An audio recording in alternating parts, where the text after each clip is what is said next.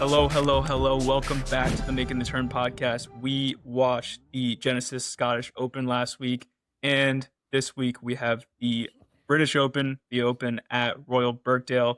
My co-host is back. Welcome back, Toby. I hope your vacation was great. Yeah, hopefully I'm not a little rusty, but excited to be back on the pod. I got to watch a little bit of the Genesis Scottish Open last week, and super pumped for the fourth and final major of the year, the Open. Yeah, perfect time to come back. But before we get there, what are your thoughts on the Genesis Scottish Open? Yeah, I mean, this tournament seems to always deliver. We did have a brand new winner by the name of Tom Sim, the people's favorite. Tom Sim, what an incredible performance throughout the week. 65, 66, 68, 64 to get the job done this week.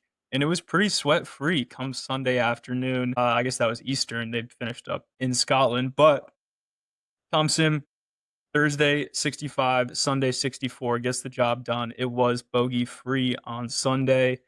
And the Chasers didn't really have too much to scare him with. We had Minwoo, Bobby Mack, Fitzy, Keita Nakajima, Kiefer, Thorbjornsen, Rory. None of them really could get it going on Sunday, and it gave Tom Sim a pretty sweat-free victory to get his first win. I believe it was over 1,000 days. So congrats to Tom. Welcome back to the winner's circle. And yeah, let's touch on a couple more of these player performances for the week and for Sunday. Minwoo, one of his best performances probably this season. I think he finished third at Houston when Gary Woodland won, but Minwoo was back this week. He was able to bomb his driver pretty much wherever he wanted, and the fescue wasn't too punitive, so he got his wedges onto the green when he did miss the fairway. But he came up 2 strokes short. He couldn't really hit it that close on Sunday, and that's what cost him. Bobby Mack seems to be back. His approach has been pretty awesome the past few months, and he's going to be a contender this week at Royal Birkdale. But that does bring us to the world number one, Matt Fitzpatrick. He's I mean, he did exactly what I expected. Like, contended all week, couldn't make a putt to save his life Sunday afternoon. I believe he missed 2 3-footers and a 5-footer to start the back 9, which would have basically had him tied, if not leading Tom Sim at that point in the tournament. He knocks those down. He probably wins this tournament, but he didn't. He's saving his putts for next week at the Open. Keita Nakajima, one of the guys Toby and I have talked about before, but never really expect anything too awesome out of them. But he played great this week. Keefer and Thor for some American representation on the leaderboard. They both played their way into the Open this week, so that's awesome stuff from them. I don't like their chances at the harder version of the Scottish Open course, Royal Birkdale, so there's that. So it was an awesome Sunday at the Genesis Scottish Open. Once again, congrats to Tom Sim. And we do have a special guest, one of Tom Sim's biggest fans in the entire world. Welcome, Tim. Any thoughts on Tom Sim's performance this week at the Genesis? No thoughts. I just want to say Tom Sim is back. I mean, people were doubting him. It was obviously a couple months, the greatest TGL player of all time. Just really happy to see him get a win outdoors, and I'm really even more excited for him to kind of bring it back when the TGL season starts right back up again. So yeah, no, big day for Tom Sim, and I think he's really, one player to watch out for as the next couple weeks come in. Great two-way player. I would argue he's top 5 player in the world right now, Tom Sim, for sure. I think that I'd give you top 10. Yeah, probably right about that 5 spot I like. I think him and Scottie probably switched spots at the end of that abysmal performance last weekend. Thank you for that. Toby, any final thoughts on Tom Sim's return to the winner's circle as we get into his player profile here? Yeah, love that you put his name as Tom Sim. I mean, you got to recognize that he is one of the best two-way players in the world right now, if not the best two-way player. That is screen golf and outdoor golf. But no, it's great to see Tom Kim back in the winner's circle. I mean, I just remember watching, what was it? The Shriners Open back-to-back years, and he won it back-to-back years, and you were like, all right, this guy is coming onto the scene and could be one of the best young players. And then he kind of fell off and honestly kind of forgot about him, which sucked because he was great player, great personality. And yeah, just great to have him back playing well, especially because the President's Cup is coming up this fall too. So we, he's got a great personality for that. Definitely will make that entertaining. And yeah, curious to see how he does following this win at the Open this week. Yeah, absolutely. And it's also important to note that Sim is coming off of a third at the U.S. Open at Shinnecock, so that's a major. He's performed well. I guess he's only been in one of the majors this year, which was the U.S. Open. So he's performed well there, and he has a T2 in the 2023 Open when Xander won. So he knows his way around these European-style golf courses. I expect Tom Sim to be a player this week that we should keep an eye on. But that does bring us to one of the fan favorite segments, the major debate. Toby, you want to lead us off with your first player, set their line for their majors in their career, and yeah. I'm going to start off with an easy one, especially because it's Open Week, and I think this is his hometown or he grew up near here. But give me Tommy Fleetwood for 0.5 majors. First off, it kind of hurts me setting the line at 0.5, but at this point in time, that's what the line's got to be. Yeah, Tommy Fleetwood. I'm glad you mentioned him. Tommy Fleetwood is a gutless loser. This guy cannot close a tournament to save his life. I mean this in the most professional, no disrespect way, but this guy cannot close a tournament. I don't care that it's his hometown. I don't care that he's the third betting favorite, which, first of all, he shouldn't be. But Tommy Fleetwood will never win a major, and it's just it's just a shame that people put their hard-earned money on him week after week when he's the third betting favorite, when he should probably be more like the 15th. Tommy Fleetwood under point 0.5 majors, lock that in for my lifetime. I'm so sorry, but he's just not that guy, and he never will be. Tommy Fleetwood under point 0.5. That does bring me to my first major debate player for Toby. American Patriot Sam Burns is in the field this week. What do you think about Sam Burns' 1.5 majors, Toby? Ooh, 1.5 for Sammy. Um, if you had given me if you given me 0.5, I would have hammered the over. I think he's gonna get a U.S. Open at one point in his career. Just the way the tournament is set up suits his game, and obviously he's done well the last 2 years.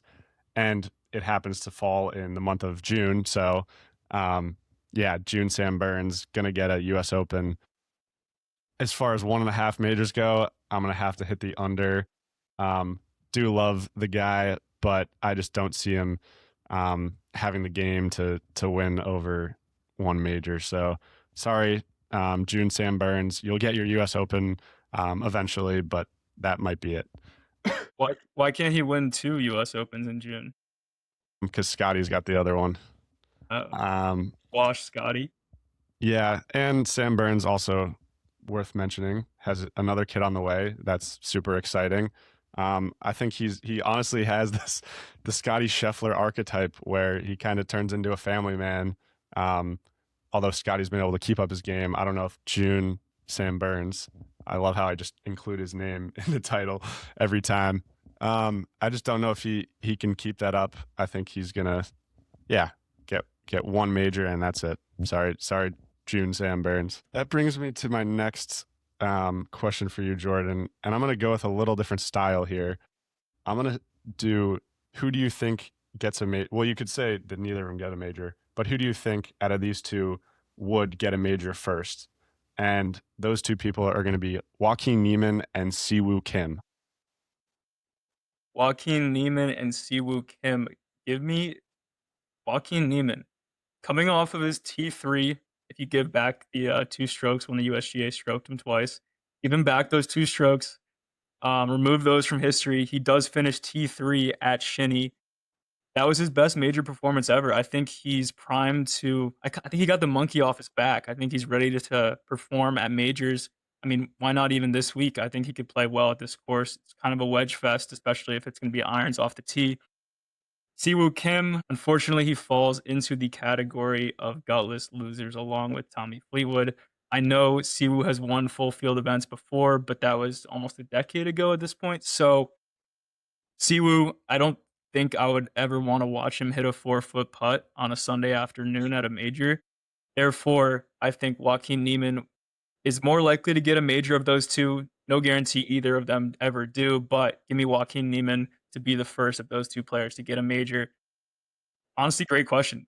Next player on my list for you is Victor Hovland, coming off the win at the Travelers.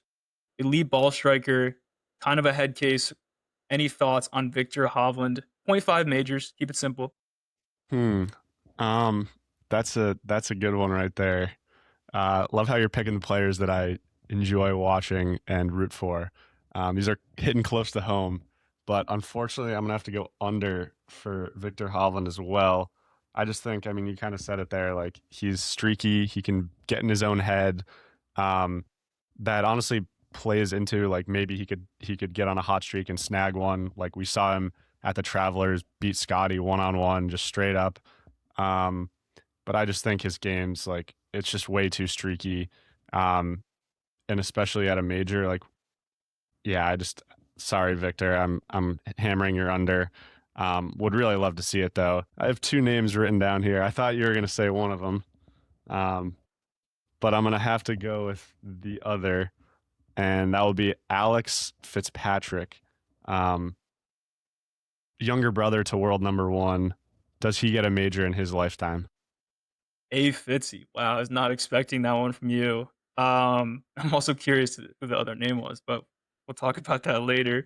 A Fitzy has been very impressive, and I think I do want to lean towards the over only because his win at the Indian Open this year, that was one of the hardest courses in the world, I believe, which I mean, winning at hard courses is pretty much the name of the game when it comes to winning majors. So I think and of course he won his way onto the tour so he can handle pressure and he's played very, very well the past, honestly, ever since he joined the tour. So I think, given the fact that he won at one of the hardest courses in the world in a full field event, I think he has the mental wherewithal to win a major. Will it happen soon? Not 100% sure, but I think you give him a couple of years, 2 to 5 years to blossom on this tour. Maybe the some of the current really elite players get a little bit older, and then I think A Fitzy could snag a major, kind of similar to the way Aaron Rai did. So I'll take the over on the .5 there, which does bring me to my last player for you. I do also have two names here. I'm gonna pick the one you probably will have more thoughts on. His name is Colin Morikawa. Does Colin finish his career with 3.5 or less or more majors? Huh. Um, let's see. So he has two right now. He's got the PGA in SF and he's got an Open, and that leaves me two more. So you're almost setting the line at a Grand Slam, which would be um, quite the accomplishment. I'm gonna hit the over on Colin. Um, I think just looking at early on this season, like battling through that injury and still competing, like especially at the Masters, not 100% and finishing great. Like I just think he has the grit that kind of like that X factor that some players have and some don't. And I'm gonna follow that up with I think he will get a Masters at some point. His ball striking is on point. Obviously, again, played well through an injury this year. I think he definitely has the potential to get a Masters, and then that would leave the U.S. Open. That one's a little harder for me to decide. I think I'm going to go on a limb and say he won't get a U.S. Open, but I think he could.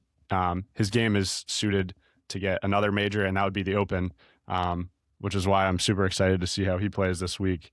Yeah, just like looking at the courses on the Open Rota, like good ball striking. You need to have control of your ball, which just screams Colin Morikawa. Good short game. Obviously, his putter's off and on. But yeah, give me Colin Morikawa over 3.5 majors in his career. Unfortunately, no Grand Slam, but give me the over on 3.5 majors. And he may even win this week. That does bring us to the end of the fan favorite major debate. What an awesome segment that was this week. But it is time to make the turn. We are introducing Royal Birkdale, Southport, England. It's going to be a par 70 this week, 7,200 yards, top 70 in ties. I believe there are 160 players in this field. And this course is very unique. You do not need to be a bomber. You don't even have to hit the ball averagely far off the tee. You can hit the ball with an iron off the tee at this course and be successful. but you are gonna have to hit great approach shots, and you are gonna have to be able to get up and down when you fail to hit a great approach shot. This course is kind of anybody's game since the distance component is out of the window. Yeah, let's get into some of the favorites for this week and a couple other guys we want to talk about. Toby, you want to take Scottie coming off the missed cut at the Scottish? Yeah, I think there was a lot of not necessarily backlash, but just a lot of coverage in the media about Scottie's missed cut. Just like all these accounts love to post like what life was like the last time Scottie missed a cut, which obviously just plays into how well he's played the last couple years.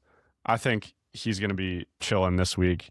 Obviously, like he's not like coming off that first cut in whatever 78 events. It's not his best stuff, but he's shown it time and time again. Just like look at those recent finishes outside of the missed cut. Like he might not be the world number one right now, but he's. I will add that like when he doesn't play well, he kind of gets super frustrated and just puts his head down and grinds. And so I think he's going to do that and figure out his game come this week. What do you think about Rory McIlroy?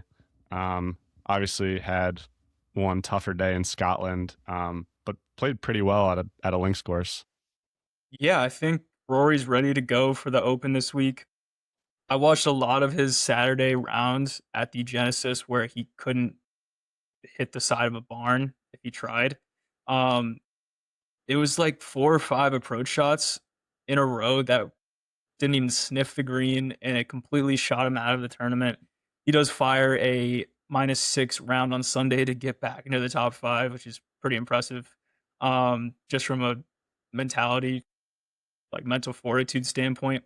And of course, if Rory shoots even par on Saturday, he's in contention slash maybe ends up winning. But I think Rory's ready to go. He played great last week, 3 of the 4 days. He loves majors. It's his career at this point is all about legacy. I think he'll be ready to go this week, ready to compete.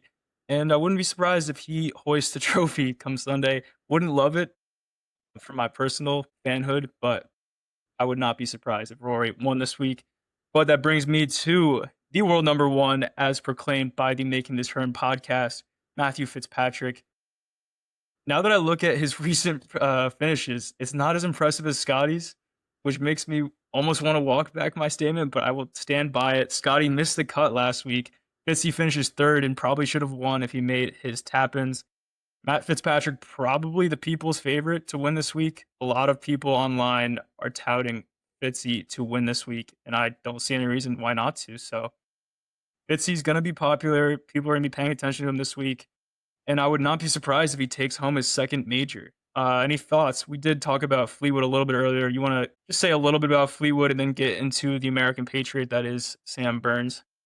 Yeah, I will say Tommy Fleetwood, just T11, T10, T13, just merchant. Like you said earlier, just doesn't have the stones to go out and win a tournament come Sunday. I think this week is no different, especially with the added pressure of this course. Yep, Tommy Fleetwood, give me T11 again. Why not? Not much else needs to be said. So yeah, let's move on. So yeah, let's move on to July Sam Burns. He's been hitting it well. Obviously, did well at the last major. I think he's going to do really well this week. And love that you added him in the field notables because I don't even think he's in any of the featured groups. So American Patriot Sam Burns, have a week, lad. Let's do it, Sam. A couple other guys we should talk about really quickly before we move on to the blueprint that were not on the field notables. Jon Rahm's teamed it up this week, as well as Bryson and Tyrrell Hatton. You live trio. They're not the favorites to win this week. They're not the favorites are expected to be in contention, but they are good players. And when they have their good weeks, they could definitely go out there and win it. And of course, the 2 Europeans, I would give the edge to over Bryson, who I think is 50-50 to make the cut as always. And I would lean for him to complete the Grand Slam of missed cuts at majors this year. But What a joke. what a joke of a player. Stick to YouTube. Anyways, a couple other guys. Xander's playing this week. Literally no thoughts on him. I'm not sure why he's even playing competitive golf anymore at this point. he's just getting 13th every week, which like is cool, but who really cares about a 13th place finish? Ludwig Oberg, Bobby Mack, a couple of Europeans that could get hot and make some putts and hit some nice approach shots. Don't see anything wrong with those two. Cameron Young. You want to touch on Cam real quick, Toby? He may be injured, but he is teeing it up this week. Yeah, I mean, if he was fully healthy, for sure, he's going to be a good ball striker, which you definitely need at a course like this. But just looking at his putting since, I don't know, the last like month or two, it just seems like he's been lost. Kind of going back to a year or two ago, his form. So yeah, unfortunately, I don't think Cam Young is going to be in contention, but would definitely love to see it. His ball striking is just going to have to carry this week. Yeah, absolutely. I think it's also worth mentioning a couple more Americans. I kind of want to group them all together in the essence that they all have a similar chance to win. Wyndham Clark, Colin Morikawa, and Chris Goddard. I think those guys all have a decent chance of winning. All hitting it great recently. I mean, yeah, they're definitely in the running for it if they are able to get 4 good rounds together. But yeah, that does bring us to the end of the field notables. Of course, the best players in the world are teaming up this week. It's going to be Cinema. It's going to be a major, the fourth and final one of the year. But that being said, let's see how Toby and I are attacking this week with the blueprint. Keeping in mind, Toby is coming off 2 solo second finishers. Of course, you don't get any money for solo second, but he has been pretty dialed in with his picks. But we'll first start with some matchups. Toby, give me your couple of matchups this week for the Open. I'm coming off a lot of confidence with these picks. So this week I might go a little bold. Going to start out with Tommy Fleetwood over Scottie Scheffler. Definitely looks a little bold on paper, but Fleetwood's racking up these T10s, loves links golf, and Scottie Scheffler coming off a missed cut. If history repeats itself, same as last week, we'll get Tommy Fleetwood over Scottie Scheffler. Going to go with a slightly different route. Brian Harman over Alex Noren. I mean, Brian Harman, he's won the Open. His game is just perfectly suited for the Open. He's a scrambler, doesn't hit it crazy far, very creative around the greens, especially with how baked it looks this week. I think Brian Harman's short game is going to be very crucial. And yeah, give me Brian Harman over Alex Noren. So yeah, that gets us into your matchup, Jordan. Let's hear about those. Yeah, we have Harry E this week over Ben Griffin. This is simply a kind of course fit thing. Obviously, we've seen Harris English in the past play well overseas, coming off the T2 last year. Or was it T3? I forget if he's Hyde Haotong or if he got solo third, but Harris English plays well in Europe. We haven't seen much from Ben Griffin overseas. It's more of a course fit thing here. Ben Griffin was the favorite in this market. There is a lot of juice. Give me Harry E over Ben Griffin. And then Justin Thomas over Minwoo Lee, coming off the second place last week for Mr. Lee. I don't think this course suits him. I think last week he was able to hit his driver and spray just about anywhere on the course and still find wedges that he was able to make great contact with. It's not going to be the same this week. I know there's going to be a lot of irons off the tee, but still, I think Minwoo's going to struggle with accuracy, and he's just not going to be the same player he was this past week at the Scottish Open. Therefore, Justin Thomas, who does tend to play well in majors, coming off the great performance at the PGA Championship, of course. I think Justin Thomas will easily handle Minwoo this week, but that does bring us to some finishing positions for the week. Let's go Tyrrell Hatton, Toby. Thoughts on him? Yeah, kind of falls under the category of Tommy Fleetwood. Just looking at his history, another Englishman, loves links courses, does well, but doesn't really rack up the top fives, or he's never really like in contention come last couple holes on Sunday, but he's just a top 20 merchant. Give me Tyrrell Hatton top 20. And then this one's a little bold here. I'm going to go another American guy, Patrick Reed. Thoughts behind this one are, he's just a big game player, and short game, again, is going to be crucial this week. I think he has, of course, he's cheated in the past, but regardless of that, his short game is spectacular. He gets up and down from anywhere, regardless if he's raking the sand behind the ball or whatnot. But yeah, give me Patrick Reed, a top 10 at plus 310. And yeah, kind of love that you put Joaquin Niemann in the top 20. What are your thoughts on that? Yeah, just real quick on Reed. He did play great at the Scottish Open. I think that's a great pick this week. Neiman, I guess I'll start with Neiman. Neiman top 20 this week. I think the monkey's off his back, as I said earlier. I think his major disappointments, you could call it, the past few years are kind of something of the past. I think Neiman's ready to kind of just hit the ball the way he's been hitting it on live and have that transfer over to a major where it is more important. But I don't see any reason why if Neiman plays the way he did at Shinny, he can't easily finish top 20. I know some people do like Neiman to win the whole thing this week. I can't go as far as saying that, but I think Neiman at almost plus 200 to get top 20 this week is a great play.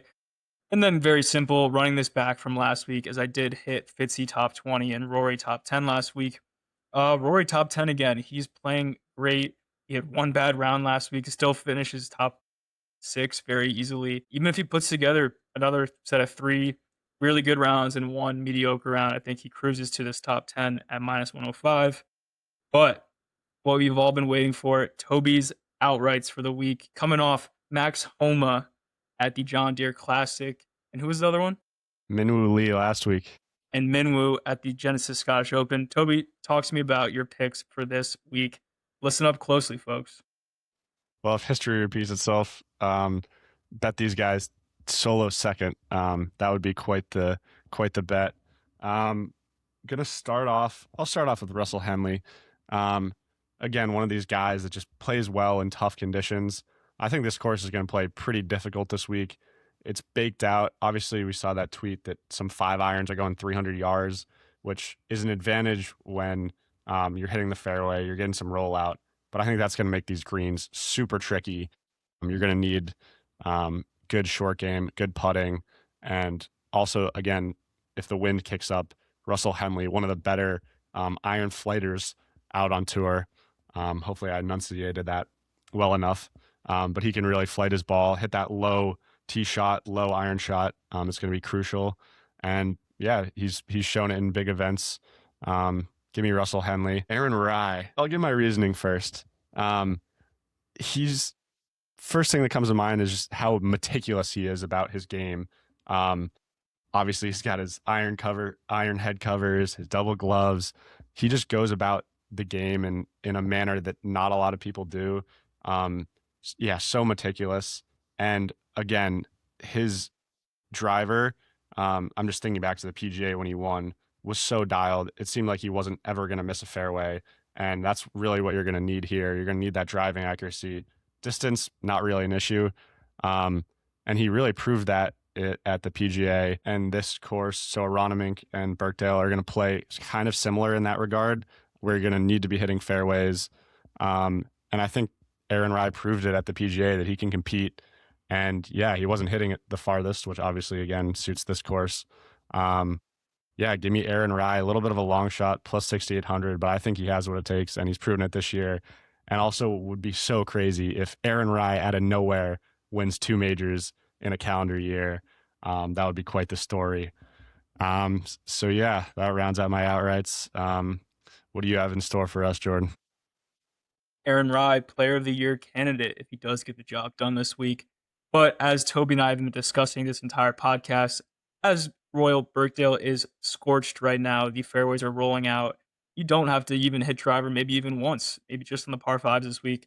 That gives me Colin Morikawa at plus 3,300, 33 to 1 for Colin to just hit every fairway, put the ball on every green, 2-putt most and 1-putt a couple, and he wins this tournament. I don't see any reason why Colin can't get the job done this week, especially with the fairways baked out, greens baked out.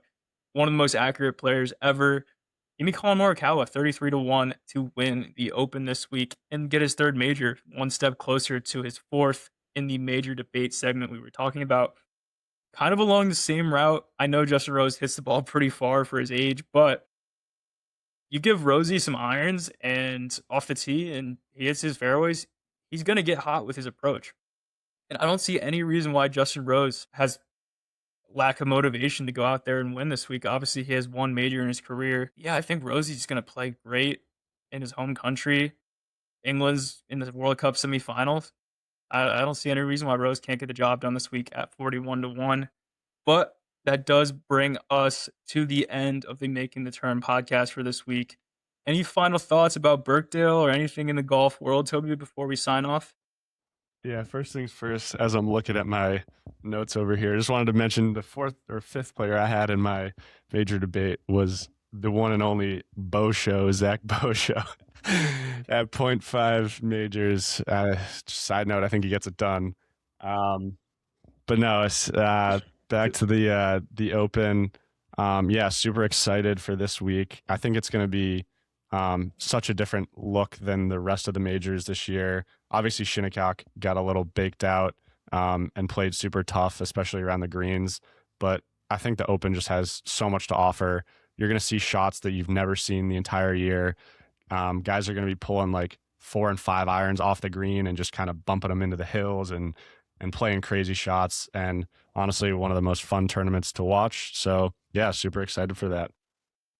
Yeah, absolutely. Boshow, hammer the over on that one. He's going to get a Grand Slam easily come the end of his career. Boshow, we need you on the show at some point. But yeah, final thoughts from me. I'm super excited for the Open this week. I may have to stay up till 2 a.m. when they tee off. I guess it'll be Thursday morning at that point, as we are on Eastern Coast time. But super excited for this week. Thank you all so much for watching. We are on YouTube, Apple, Spotify, and of course the Instagram and the TikTok at Making You Turn. Toby, welcome back to the pod. Glad to have you back. Thank you all so much for watching. We will see you next week.